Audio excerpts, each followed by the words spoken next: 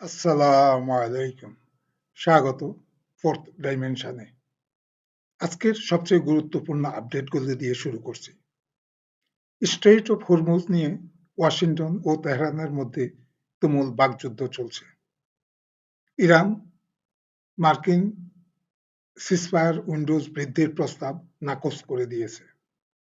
মার্কিন president Donald Trump দাবি করেছেন, the US has total control over the strait of Hormuz, কিন্তু Tehran বলছে এটি সম্পূর্ণ মিথ্যে কথা, বানোয়াট কথা। ইরানের সামরিক কর্তৃপক্ষ জানিয়েছে হরমুজ এখনো ইরানের কন্ট্রোলে এবং সুপারভিশনের অধীনে এবং তাদের অনুমতি ছাড়া কোনো কমার্শিয়াল শিপ বা ট্যাঙ্কারের নিরাপদ প্যাসেজ নিশ্চিত নয়। আর Iranian foreign minister Abbas Araghchi সতর্ক করেছেন, ওয়াশিংটন যদি হরমুজ নিয়ে আরো বড় ধরনের ভুল হিসাব করে তার ফল আরো ভয়াবহ হবে। কিন্তু আসল বিস্ফোরক খবর এখানে, হরমুজ একটি জলপথ নয়, এটি বিশ্বের অন্যতম গুরুত্বপূর্ণ এনার্জি আর্টিলারি। রয়টারের 13 আগস্টের রিপোর্টে বলেছে, ইউএস ইরান ওয়ার দীর্ঘায়িত হলে বিশ্ব অয়েল মার্কেটের সামনে এখন প্রশ্ন, বিশ্বের অয়েল স্টক কি আরো 6 মাসের যুদ্ধ সামলাতে পারবে?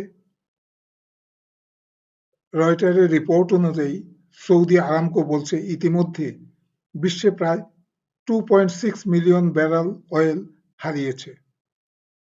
আইইএ এর গভর্নমেন্ট হেল্ড স্টক ও প্রায় 1 মিলিয়ন ব্যারেলের নিচে নেমে এসেছে। রিপোর্টে উল্লেখ করা হয়েছে, সবচেয়ে বড় উদ্বেগ এখন ডিজেল এবং জেট ফুয়েলের সাপ্লাই নিয়ে। অর্থাৎ যুদ্ধ যদি 6 মাস চলে, প্রশ্ন শুধু ইরানকে জিতবে তা নয়, প্রশ্ন হলো বিশ্বের ইকোনমি কতদিন টিকবে। আরেকটি গুরুত্বপূর্ণ আপডেট, আল জাজিরার লাইভ রিপোর্ট অনুযায়ী মার্কিনিরা দাবি করেছে ইউএস কন্ট্রোলের কারণে জাহাজগুলো হরমুজ দিয়ে চলাচল করছে। এদিকে তেহরান মার্কিন দাবিকে প্রত্যাখ্যান করেছে। একই সময়ে ট্রাম্প টোটাল কন্ট্রোলের দাবি করছে। এখানে একটি ভয়ঙ্কর প্যারাডক্স তৈরি হয়েছে। ওয়াশিংটন বলছে আমাদের কন্ট্রোল, তেহরান বলছে আমাদের পারমিশন ছাড়া কোনো প্যাসেজ নাই, আর সমুদ্রের উপর ওয়েল ট্যাঙ্কার অপেক্ষা করছে। বুঝতে পারছেন তো? তাহলে জেফ্রি স্যাক্সের অ্যানালাইসিস আবার সামনে আসে। স্যাক্সের মতে এই সংঘাতের মূল প্রশ্ন শুধু ইরানের নিউক্লিয়ার প্রোগ্রাম নয়। তার অ্যানালাইসিস অনুযায়ী এর গভীরে রয়েছে ইউএস গ্লোবাল হেজিমনি এবং ইসরায়েলের রিজিওনাল হেজিমনি। এখানে হরমুজ সেই জিও পলিটিক্যাল কনটেক্সট এর বাস্তব পরীক্ষাগারে পরিণত হয়েছে। কারণ যে হেজিমনি নিয়ন্ত্রণ করবে সে শুধু জলপথ নিয়ন্ত্রণ করবে না, এনার্জি সিকিউরিটির উপর লেভারেজ পাবে। আর ডিপ্লোমেসি এখানে আরো নতুন উত্তেজনা। 60 দিনের নেগোসিয়েশন যে উইন্ডো ছিল তা শেষ হওয়ার পথে। তুর্কির মাধ্যমে ট্রাম্প ইরানকে প্রস্তাব দিয়েছে তা বৃদ্ধি করার জন্য। তুর্কিশ স্টেট মিডিয়া এই উদ্যোগের কথা বলেছে।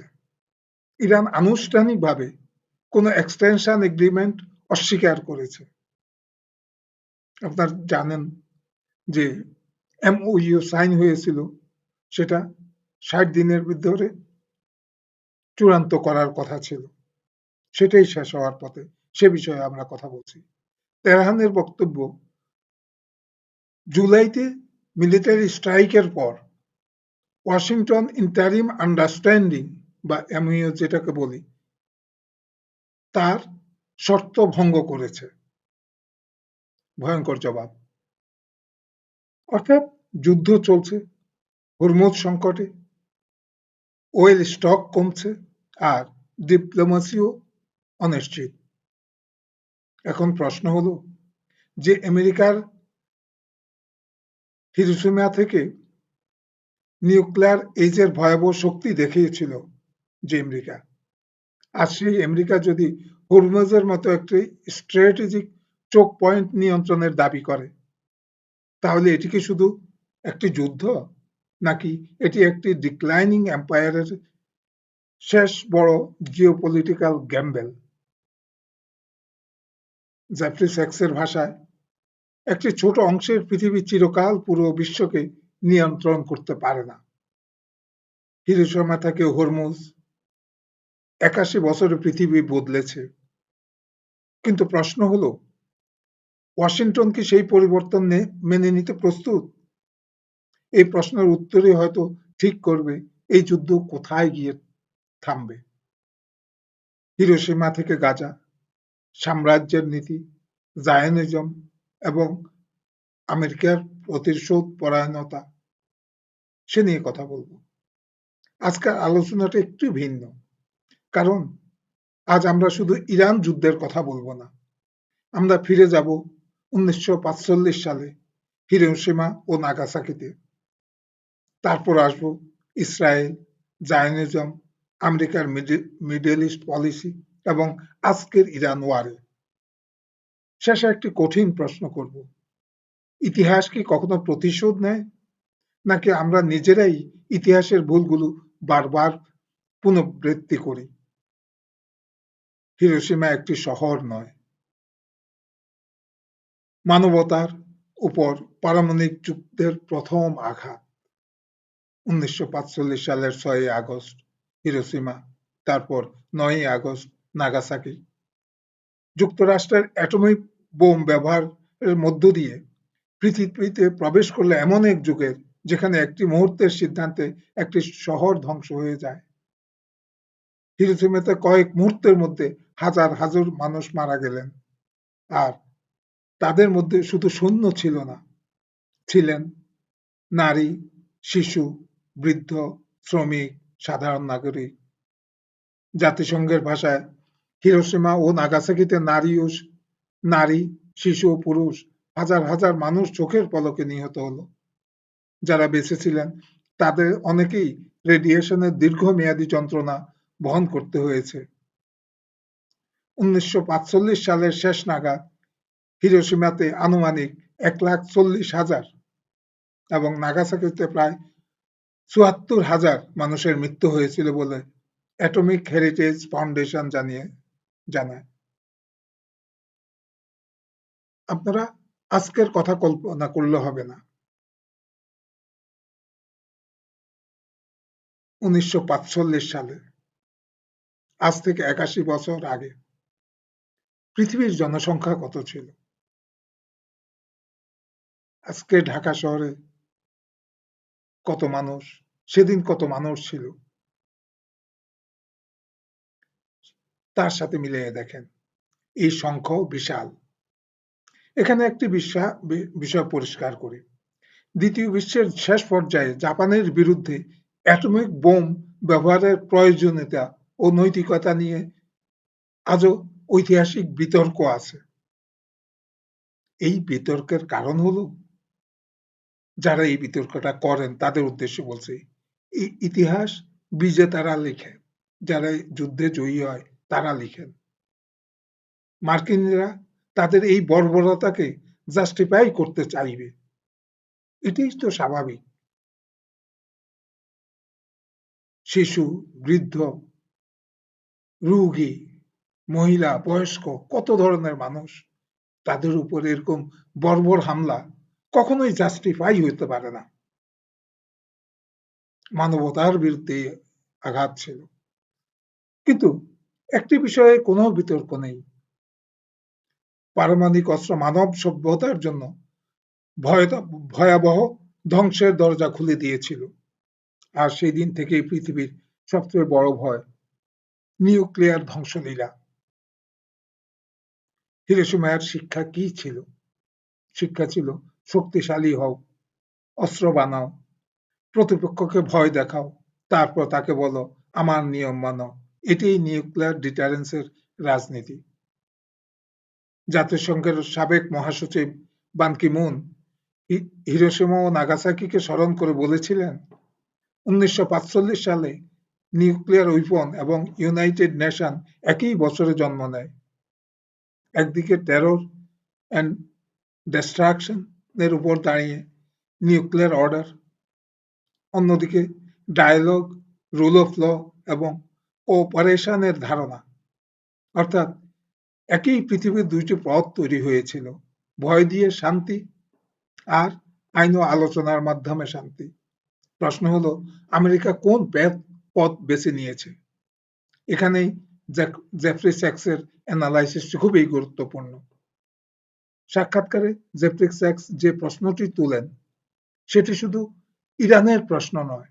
তিনি বলেছেন, এই যুদ্ধে শুধু ইরানের নিউক্লিয়ার প্রোগ্রাম নিয়ে ব্যাখ্যা করলে মূল বিষয়টি দেখা যাবে না, বোঝা যাবে না। তার বিশ্লেষণ, এটি বৃহত্তর রিজিম চেঞ্জ এবং জিওপলিটিক্যাল হেজিমনির অংশ। স্যাক্সের ভাষায়, ইসরায়েলের লক্ষ্য মিডল ইস্টে মিলিটারি ডমিনেন্স, ইউনাইটেড স্টেটসের লক্ষ্য গ্লোবাল হেজিমনি ধরে রাখা। অর্থাৎ ইরান শুধু একটি দেশ নয়, ইরান হলো মিডল ইস্টের পাওয়ার ইকুয়েশন এর একটি গুরুত্বপূর্ণ কেন্দ্র, এবং পূর্ব এশিয়ারও। ইরান কেন এত গুরুত্বপূর্ণ? কারণ ইরান এমন একটি দেশ যে ওয়াশিংটনের সম্পূর্ণ নিয়ন্ত্রণের বাইরে, যে ইসরায়েলের রিজিওনাল ডমিনেন্স মেনে নিতে চায় না, যে রাশিয়া ও চায়নার সঙ্গে স্ট্র্যাটেজিক সম্পর্ক তৈরি করছে, আর সবচেয়ে গুরুত্বপূর্ণ, ইরান পার্সিয়ান গল্ফের পাওয়ার ব্যালেন্সের কেন্দ্রীয় খেলোয়াড়। তাই স্কচের অ্যানালাইসিস অনুযায়ী ইরানকে দুর্বল করা মানে শুধু ইরানকে দুর্বল করা নয়, এটি মিডল ইস্টের পুরো স্ট্র্যাটেজিক আর্কিটেকচার পরিবর্তন করে দেওয়ার চেষ্টা। এখানেই জায়নিজমের প্রশ্ন আসে।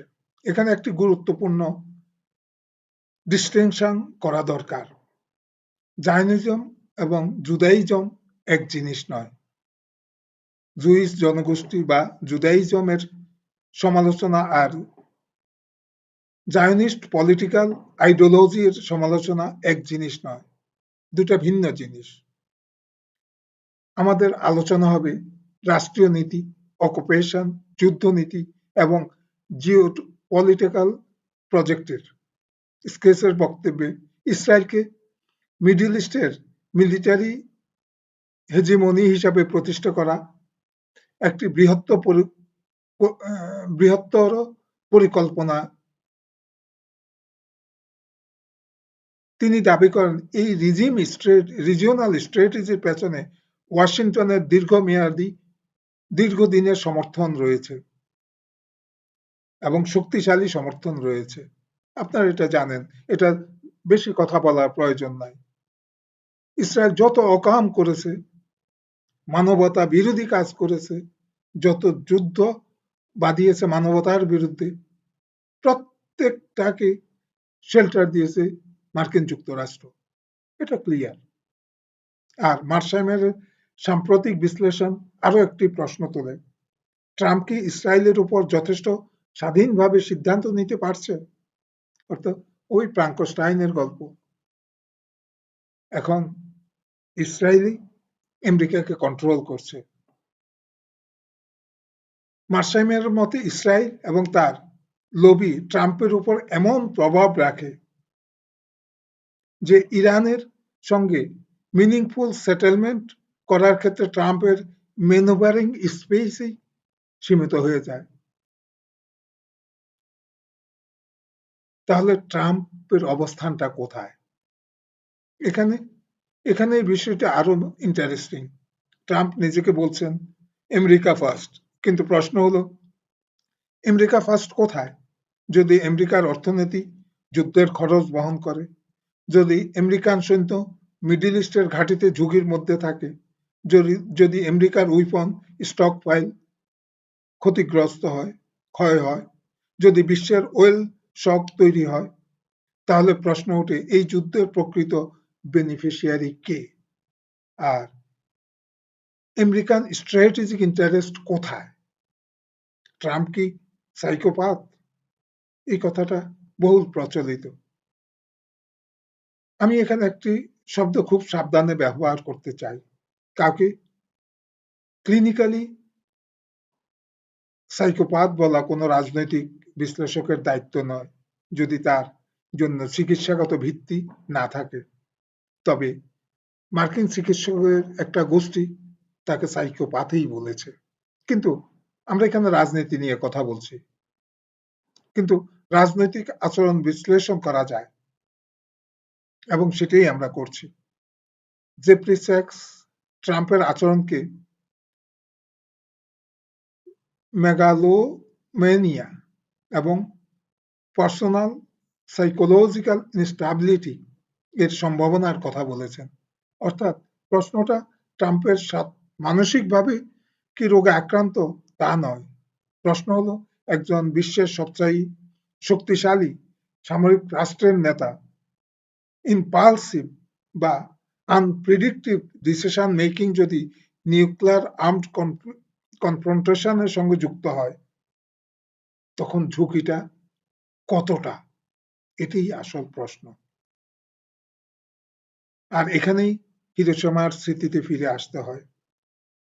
হিরোশিমা আমাদের দেখিয়েছে একটি রাজনৈতিক সিদ্ধান্তের মূল্য কখনো শুধু সিদ্ধান্ত গ্রহণকারী দেয় না, দেয় শিশু, দেয় নারী, দেয় বৃদ্ধ, দেয় সাধারণ মানুষ, দেয় পরবর্তী প্রজন্ম। আজ আমরা যদি ইরানের উপর মিসাইল স্ট্রাইক দেখি, ইসরায়েলের উপর মিসাইল স্ট্রাইক দেখি, আমেরিকান বেজে আক্রান্ত হতে দেখি, হরমুজ নিয়ে উত্তেজনা দেখি, তাহলে আমাদের মনে রাখতে হবে এটি শুধু জিও পলিটিক্যাল চেসবোর্ড নয়। প্রতিটি মিসাইলের নিচে আছে মানুষ, প্রতিটি বোমের নিচে আছে একটি পরিবার। স্কেচের সাক্ষাৎকারে বলেন, যদি এই কনফ্লিক্ট নিউক্লিয়ার পর্যায়ে যায়, তাহলে এটি শুধু একটি যুদ্ধ থাকবে না, এটি মানব সভ্যতার জন্য ক্যাটাস্ট্রফিক হয়ে উঠবে। তিনি আরো বলেন, যুক্তরাষ্ট্র পৃথিবীর মাত্র একটি ছোট অংশের জনসংখ্যা ও শক্তি নিয়ে পুরো বিশ্বকে চিরকাল নিয়ন্ত্রণ করতে পারবে না। তার হিস্টোরিক্যাল অ্যানালজি হলো ব্রিটিশ এম্পায়ার যে সাম্রাজ্য একসময় মনে করেছিল তার ডমিনেন্স স্থায়ী। এখানে তার মূল বক্তব্যটি খুবই গুরুত্বপূর্ণ। এম্পায়ার কখনো নিজের পতনের দিন আগে থেকে ঘোষণা করে না। এম্পায়ার ভাবে আরেকটি যুদ্ধ, আরেকটি ইন্টারভেনশন, আরেকটি রিজিম চেঞ্জ, আরেকটি স্যাংশন, আরেকটি মিলিটারি বেজ, তারপর একদিন দেখা গেল বিশ্ব বদলে গেছে। স্কেচের অ্যানালাইসিসে লিবিয়া, ইরাক, সুদান এবং আফগানিস্তানের উদাহরণ দিয়েছেন। তিনি প্রশ্ন তুলেছেন, রিজিম চেঞ্জ করে কি স্থিতিশীলতা এসেছে? ইরাকের শক ও কি দীর্ঘস্থায়ী শান্তি এনেছিল? আফগানিস্তানের ২০ বছরের অকুপেশন কি স্ট্র্যাটেজিক ভিক্টরি দিয়েছিল? লিবিয়া কি আজ স্থিতিশীল? তার উত্তর না। অর্থাৎ এমন ইন্টারভেনশন দীর্ঘমেয়াদী ইনস্টেবিলিটি তৈরি করে। তাহলে ইরানের ক্ষেত্রে একই ফর্মুলা আবার কেন? বোম করো, রিজিম চেঞ্জ করো, তারপর ডেমোক্রেসি আসবে। এই গল্প আমরা কতবার শুনেছি। আরেকটি প্যারাডক্স দেখুন, একদিকে বলা হয় আমরা ডেমোক্রেসি রক্ষা করছি, অন্যদিকে যুদ্ধের সিদ্ধান্তকে কংগ্রেসের ভূমিকা কোথায়? তিনি কংগ্রেসের অনুমোদন নিয়েছেন? নিজেই ডেমোক্রেসি মানেন না, তিনি ডেমোক্রেসি প্র্যাকটিস করাবেন অন্য দেশকে। ইন্টারন্যাশনাল ল কোথায়? ডিপ্লোমেসি কোথায়? আলোচনার মাধ্যমে মধ্যখানে আপনি ইরানের উপর হামলা চালিয়ে দিলেন বিনা নোটিসে। নেগোসিয়েশন কোথায়? সাক্ষাৎকারে স্কেচ এর অভিযোগ ইউএস এবং ইরানের মধ্যে আলোচনা এগোচ্ছিল, অথচ তার মধ্যেই আক্রমণ হয়েছে। তিনি এটিকে রিজিম চেঞ্জ স্ট্র্যাটেজির অংশ হিসাবে দেখছেন। অন্যদিকে রয়টার 12 আগস্টের প্রতিবেদনে দেখা লিখেছে, ইরান ও ইউএস আবারও একটি স্থায়ী যুদ্ধ সমাপ্তির বিষয়ে অচলাবস্থায় পৌঁছে রয়েছে। হরমুজের পরিস্থিতিও সংকটকে আরো জটিল করছে। অর্থাৎ যুদ্ধ চলছে, আলোচনাও চলছে, কিন্তু বিশ্বাস নেই। ট্রাম্পের উপর বিশ্বাস করার কোনো কারণও নেই। তাহলে প্রশ্নটা শুধু ইসরায়েল বনাম ইরান নয়। প্রশ্ন হলো, একটি ইউনিপোলার ওয়ার্ল্ড কি মাল্টিপোলার ওয়ার্ল্ডকে মেনে নিতে পারছে না? স্কেলসের অ্যানালাইসিসের কেন্দ্রবিন্দু এখানেই। তিনি বলেন, পৃথিবী ইতিমধ্যেই মাল্টিপোলার হয়ে গেছে, কিন্তু ওয়াশিংটন এখনো গ্লোবাল হেজিমনি ধরে রাখতে চাইছে। এটাই কনফ্লিক্টের গভীর কারণগুলো একটি হতে পারে। কিন্তু পৃথিবী কি সত্যিই বদলে যাচ্ছে? আজকের পৃথিবীতে চায়না আছে, রাশিয়া আছে, ইন্ডিয়া আছে, ইরান আছে, তুর্কি আছে। গালফ স্টেট নিজেদের স্ট্র্যাটেজিক অটোনমি বাড়াতে চাইছে। গ্লোবাল সাউথের অনেক দেশ আর এক পাওয়ার সেন্টারের উপর নির্ভর করতে চায় না। এমনকি মিডল ইস্টের দেশগুলোর মধ্যেও নতুন ধরনের ব্যালেন্সিং অ্যাক্ট দেখা যাচ্ছে। তাহলে প্রশ্ন, ওয়াশিংটন কি এই পরিবর্তন মেনে নিবে, নাকি আরো যুদ্ধ, আরো স্যাংশন, আরো রিজিম চেঞ্জ? আর এখানেই গডস রিভেঞ্জের কথাটি আসে। আমি এটাকে ধর্মীয় ভবিষ্যৎবাণী হিসাবে বলবো না, বরং আমি হিস্টোরিক্যাল মেটাফোর হিসাবে দেখতে চাই। যে শক্তি দীর্ঘদিন অন্যের উপর ফোর্স প্রয়োগ করে, সে একসময় নিজের তৈরি ফোর্সের কনসিকুয়েন্সের মুখোমুখি হয়। আপনি যদি অন্য দেশের ইকোনমি ধ্বংস করেন, তাহলে সেই দেশ বিকল্প ব্যবস্থা খুঁজবে। আপনি যদি অন্য দেশের সিকিউরিটি আর্কিটেকচার ভেঙে দেন, তাহলে তারা নতুন লাইন্স তৈরি করবে। আপনি যদি স্যাংশন দিয়ে তাদের আইসোলেট করেন, তারা অল্টারনেটিভ ফিনান্সিয়াল সিস্টেম তৈরি করবে। আপনি যদি রিজিম চেঞ্জ করতে চান, তারা আরো শক্তভাবে মাফ করবেন, এটাকে কি বলবো, শক্তভাবে স্বদেশী হয়ে উঠবে। দেশাত্মবোধ জাগ্রত করবে তাদের ভিতরে। এটাই হিস্ট্রি, এবং এটাই হিস্ট্রির আইরনি। হিরোশিমার ছাই থেকে আজকের পৃথিবী। 1945-এর আমেরিকা দেখিয়েছিল একটি বোম কতটা ভয়ঙ্কর হতে পারে। আজকের আমেরিকা এবং ইসরায়েলের হাতে রয়েছে তার চেয়ে বহুগুণ ভয়ঙ্কর অস্ত্র, কিন্তু পৃথিবীও বদলে গেছে। আজ অন্য পক্ষের কাছেও মিসাইল আছে, ড্রোন আছে, সাইবার ক্যাপাসিটি আছে, রিজিওনাল অ্যালায়েন্স আছে, আর সবচেয়ে বড় কথা, নিউক্লিয়ার উইপনও আছে। 1945-এর লজিক যদি 26-এ প্রয়োগ করা হয়, তাহলে ফলাফল 45-এর মতো হবে না। আজ একটি ভুলের হিসাব বিশ্বযুদ্ধের দিকে চলে যেতে পারে। আমার প্রশ্ন, যদি সত্যি ডেমোক্রেসি প্রতিষ্ঠা করাই লক্ষ্য হয়, তাহলে ডিপ্লোমেসি কেন নয়? যদি নিউক্লিয়ার প্রলিফারেশনই ঠেকানোই লক্ষ্য হয়, তাহলে নেগোসিয়েশন কেন নয়? যদি মিডল ইস্টের মানুষের নিরাপত্তার লক্ষ্য হয়, তাহলে একের পর এক যুদ্ধ কেন? আর যদি ইসরায়েলের সিকিউরিটি নিশ্চিত করাই প্রধান উদ্দেশ্য হয়, তাহলে প্রশ্ন হলো, একটি রাষ্ট্রের নিরাপত্তার জন্য অন্য রাষ্ট্রের ধ্বংসের উপর দাঁড়াতে হবে? সবশেষে বলবো, হিরোশিমা আমাদের একটা শিক্ষা দিয়েছে। শক্তির অহংকারের শেষ পরিণতি ভয়াবহ হতে পারে। ইরাক আমাদের শিক্ষা দিয়েছে, রিজিম চেঞ্জ সবসময় ডেমোক্রেসি আনে না। লিবিয়া আমাদের শিক্ষা দিয়েছে, রাষ্ট্র ভাঙ্গা সহজ, রাষ্ট্র গড়া কঠিন। আফগানিস্তান আমাদেরকে শিক্ষা দিয়েছে, সামরিক শক্তি দিয়ে একটি সমাজের রাজনৈতিক ভবিষ্যৎ নিয়ন্ত্রণ করা যায় না।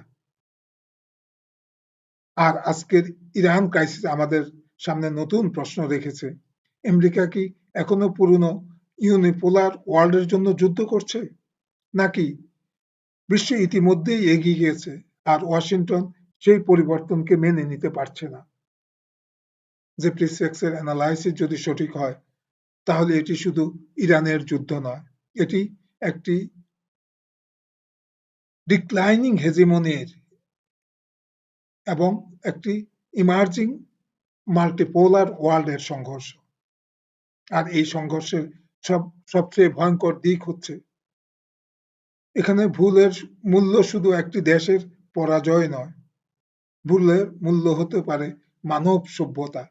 তাই হিরোশিমা এর ৮১ বছর পরও আমাদের প্রশ্ন করতে হয়, আর কতকাল মানুষকে সাম্রাজ্যের হিসাবের মূল্য দিতে হবে? কারণ সাম্রাজ্য আসে, সাম্রাজ্য যায়, কিন্তু মরে যায় সাধারণ মানুষ। আমি শাহজালাল মনি, আপনারা দেখছেন ফোর্থ ডাইমেনশন। ঘটনার শুধু দৃশ্য নয়, তার পেছনের শক্তির সমীকরণও দেখুন। আবার দেখা হবে পরবর্তী আলোচনায়। সে পর্যন্ত সবাই